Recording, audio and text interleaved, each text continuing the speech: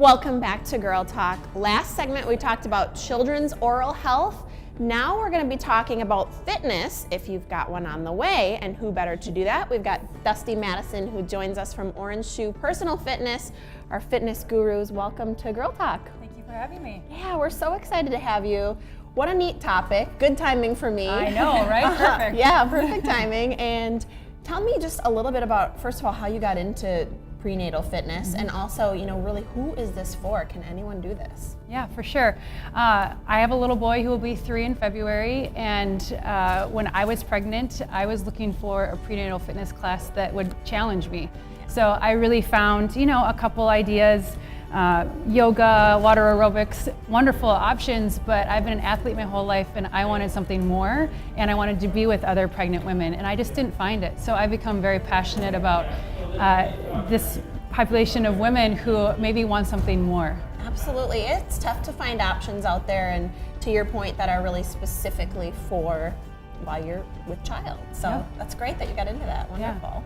Yeah. It sounds so obvious that this prenatal fitness is important while you're pregnant, but I'm kind of clueless in the subject. What benefits come from prenatal fitness?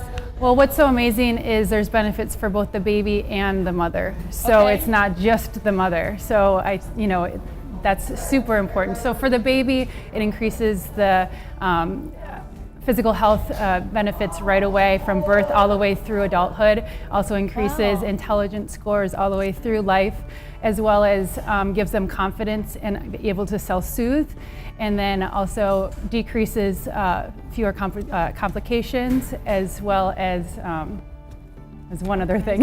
all kinds of things. A lot of benefits. It's so fascinating. It's like, how could you not? Well, I know. And then for the mother, less weight gain, less complications during pregnancy. So definitely some great benefits. Both probably very important things. Absolutely. Yeah, all good things. That's sure, wonderful. and I've heard that it can help with back pain or even help you sleep better, which can get pretty uncomfortable. For sure. Yeah. I mean, it just decreases some of those uncomfortable. Sure. Yeah. So earlier, you and I were talking about your philosophy on prenatal fitness. Why don't you share that with the viewers here? Yeah, for sure. Well, like I said before, I've been an athlete my whole life, and going into being pregnant, I thought of going into labor and delivery as training for an athletic event. So you wouldn't just go run a marathon, the next day.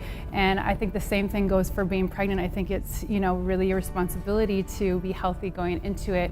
And I want women to see pregnancy as this natural thing that happens instead of a sickness. And I think a lot of times that's how pregnancy is viewed, is, oh, we can't, can't do this, you can't do that. And there's a lot of guidelines out there that really put a lot of restrictions on women when they're pregnant. And I want to say, just go for it. If you feel good, go for it. Let your body kind of be the guide, and a little bit, follow how you're feeling.